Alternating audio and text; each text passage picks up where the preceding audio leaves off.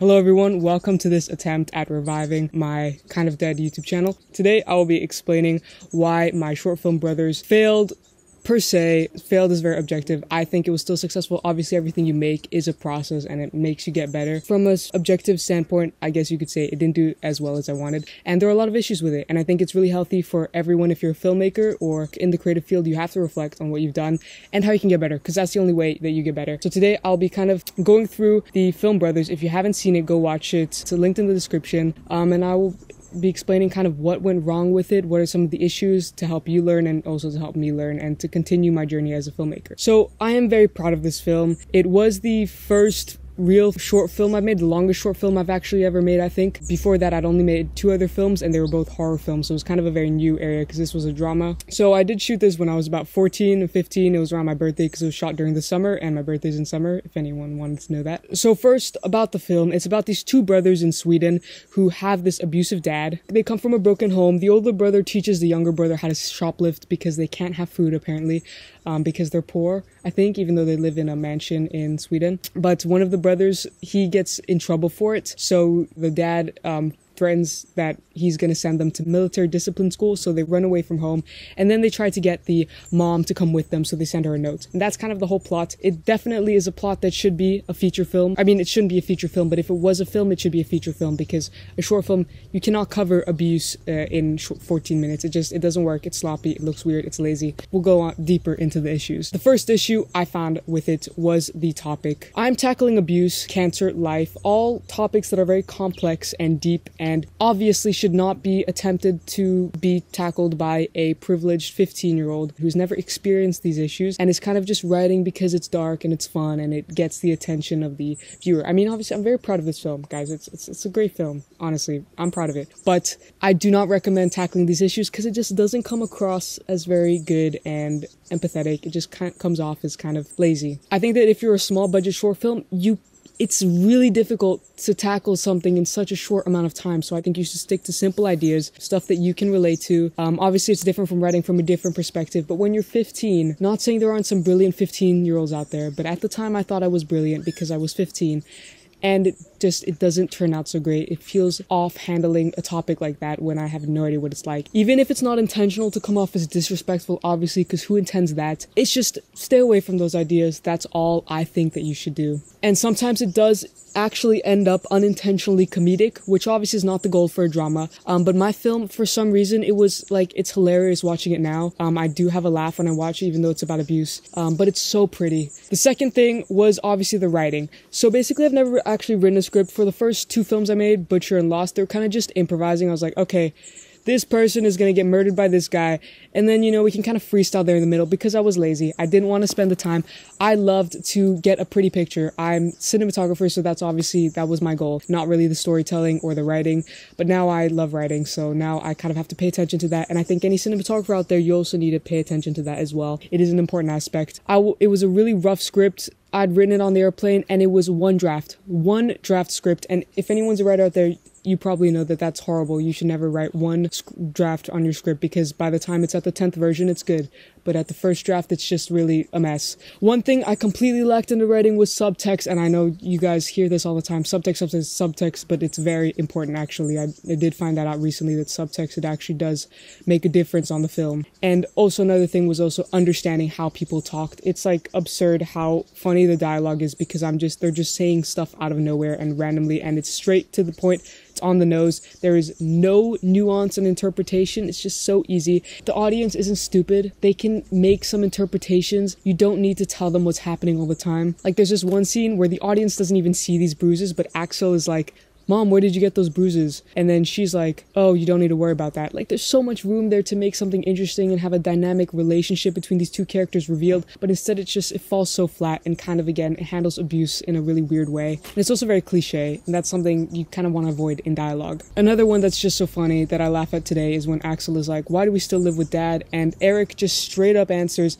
it's because mom doesn't have any money to move on. It's just absurd. Like, he just gives that's what the whole film is about, and he just says it. There's no interpretation, again, no nuance. It's just, don't do that. Try to find different ways to say things and have space for pauses, and that reveals as much as dialogue does, and I think that's one important note to keep when writing. Another thing I did not understand was emphasis and beats. The narrative didn't really make sense, and it was kind of just a bunch of events thrown together. Not one event kind of moved the story forward, and that's really important when you have beats. Everything that happens should either move the story forward in some way, or it should reveal something about characters. And I had scenes that did none of those things, which is obviously not very good. I mean, they looked pretty, yes, but, you know, the audience likes when it, you know, provides some kind of meaning and doesn't just look nice. In one scene, the mom asked the brothers to go give grandma some food and eat lunch there before the dad comes in and abuses them, I guess. So she tries to rush them out of the house. And I think by the time I got to the grandma's house, I'd forgotten what they had went for, because they just leave a basket in the room and then they leave and go swimming. Don't do that. Actually plan out your scenes. Why does that happen? How does that lead to this? What does it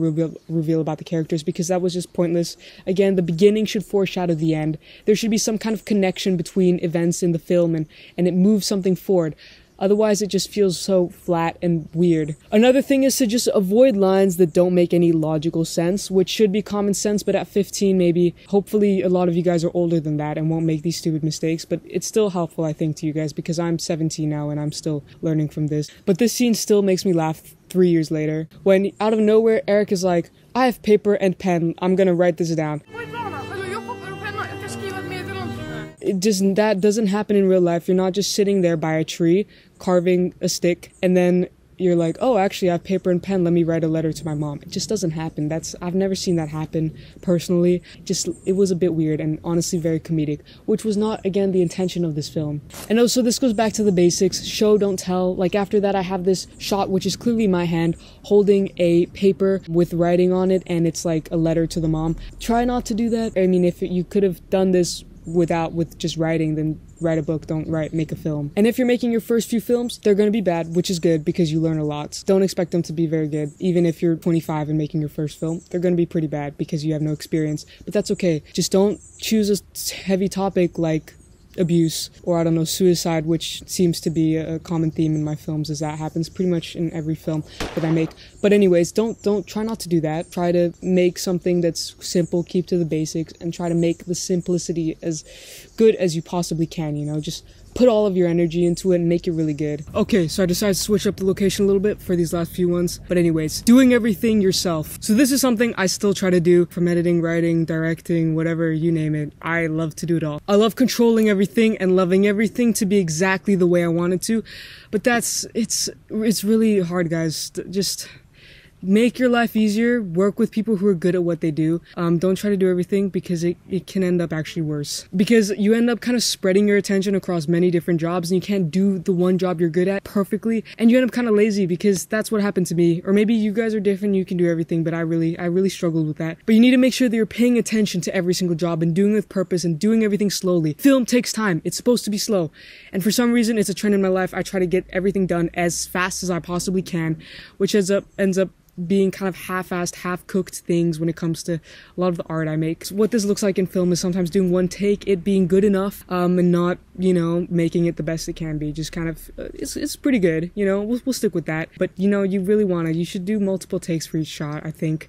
And it does take time. Film is difficult, but it's, you know, that's how I got a lot of films done in like a day. You need to take more time than that. But also don't be a perfectionist, because I do have some friends I have one, you know who you are. You know, somewhere there in between us two, that's like the perfect way to be. So my main focus is usually cinematography, and I mean the film is beautiful, I think. It's a very pretty film. It's just, I think you should try to make it less bad in other ways and still have the focus on cinematography. Just try to spread out, you know, try to put more time into each job. For example, one big thing that I was not very good at was audio. I basically had like a huge laptop around with plugging in this condenser mic, which by the way is not good for films because it's a condenser mic. The audio turned out horrible because you couldn't hear anything, and also I didn't pause the audio at all, so it was like 12 hours of just us laughing because the film was so fun to film. No audible dialogue at all. I couldn't use any of it. It was a waste of time. Well, not a waste of time because I did learn something from it, right? That's amazing. But I had to use dubs and also camera audio, which was really bad. And audio is actually just as important as visuals.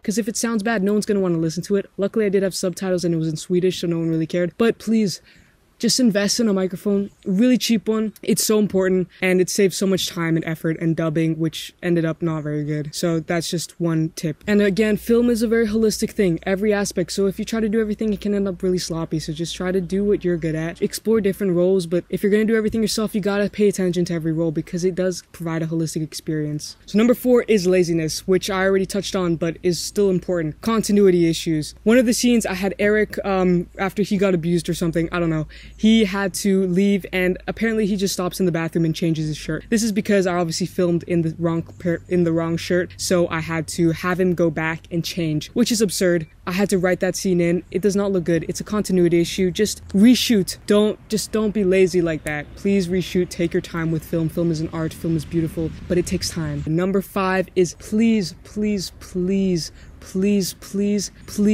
don't what was I gonna say? And then this happened endings. Don't do that. I mean, it sometimes works. It's very pretty sometimes. But when I did it, it felt like a 15-year-old wrote it. So this ending really lacked ambiguity. I love ambiguity now. And again, this is up to the audience member. It felt really boring. It did wrap up the film nicely. I thought it kind of links because I had voiceovers in the beginning and kind of it felt like a story. Generally stay away from these kind of endings because they come off as very cliche and boring because there's no ambiguity. There's no room for interpretation of what happened. And this one was just absolutely hilarious. I still laugh at it to this day. I mean, you can see this woman disappear suddenly. It's really funny. The darkness, the dark themes, it really felt just more funny than good. But again, I love this film. It does have a special place in my heart. It's a cute ending. But just, experiment, find out what you like, find out what style you like, just keep going. Whatever film you make, anything bad or good, it's a work in progress. It's a process film, it's a journey, and I love it. I love making bad films. It's so fun to look back on, just like I'm doing right now. Okay, so number 6 is music. I love music. Music is amazing. I love music so much. I love Claro. It's a film. It's not music. It's not a music video, okay? It's film. And music is there to emphasize a moment. Music is not there to replace emotion. I relied entirely on music. There's like a new song playing like every minute of the film, and you shouldn't do that. It should still feel sad without the music. So if you took away the music and it was just silent, you should feel the emotion. You should feel sad. And then when you place the music in, it should be like, oh, I'm even sadder, But if it's like, I feel nothing right now watching this clip, and then you add the sad music, like, oh God, now I'm sad. Not good, because then you're relying on the music. You gotta rely on your filmmaking skills. Music is there to emphasize. Just remember that. And you don't need music. No matter how much you love Claro, you don't need music to emphasize a moment, okay? But anyways, guys, I do love this film. It's a great film. Check it out. It's fun. Didn't win any awards, but it was a necessary part of my filmmaking journey, and it got me better. But anyways, if you only came here for that, you can leave. Thank you for watching. But for everyone who's still interested, actually, I will be kind of reviving this channel, talk about my films, talk about how to make short films, because I think it's important, because I love watching film videos, so I thought I should make some. And kind of documenting my filmmaking journey, because I'm working on a feature film and about to start Stockholm's film school. So that's interesting, I hope, and hopefully you guys subscribe and stay around to see that, because I'll be posting more and more often and kind of giving life to this lovely channel that I've had for so many years. Anyways, that's the plan. I hope you guys are all having a great day. Glad midsommar if you're Swedish. If you're not, glad midsommar. And I hope you enjoyed this video. And I'll see you again very soon. Peace. No, I'm not doing that. That was my old outro. New outro is just have a good day and goodbye.